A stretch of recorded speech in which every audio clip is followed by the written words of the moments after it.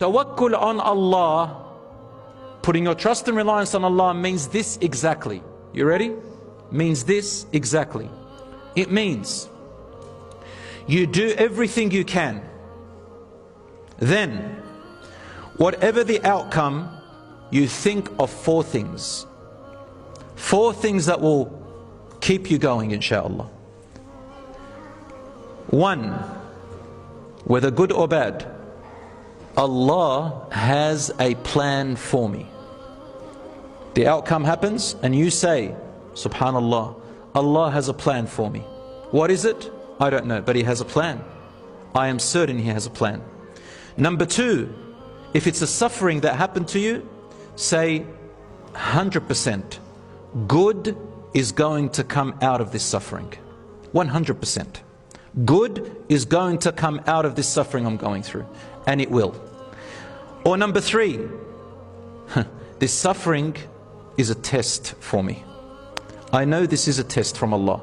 It's possibly a test for my hereafter, and a test of knowing myself. I will pass it and I will not let it overcome me. You know that test one and this suffering and all that?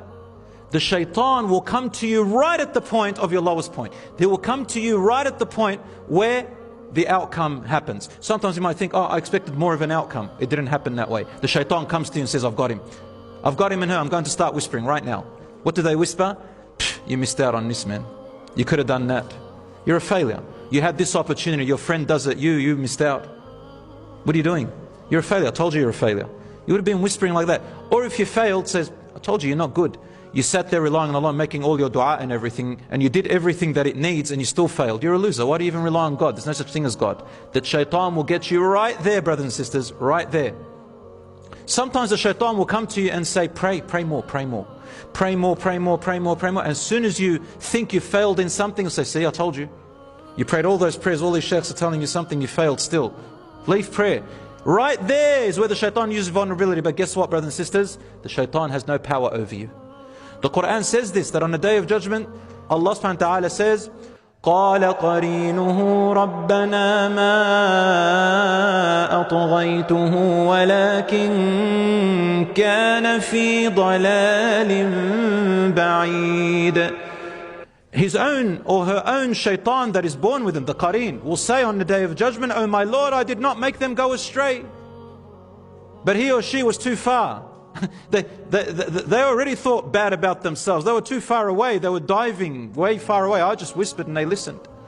In another verse, the shaitan says, Iblis himself stands in hellfire and makes a khutbah, a sermon, and says to everybody in hellfire, hey everyone, let's make a deal right now. I know you're all going to blame me. Let's just agree. I don't blame you. You don't blame me. Every man to himself. I just called you and you listened.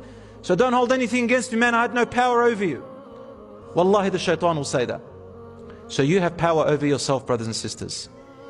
So the 4 things are, something happens after you tried your best. Think, Allah has a plan for me. Number 2, good is going to come out of this suffering. Number 3, this is also a test for my hereafter. I will pass. Number 4, it is a learning opportunity from the mistakes and decisions that I made.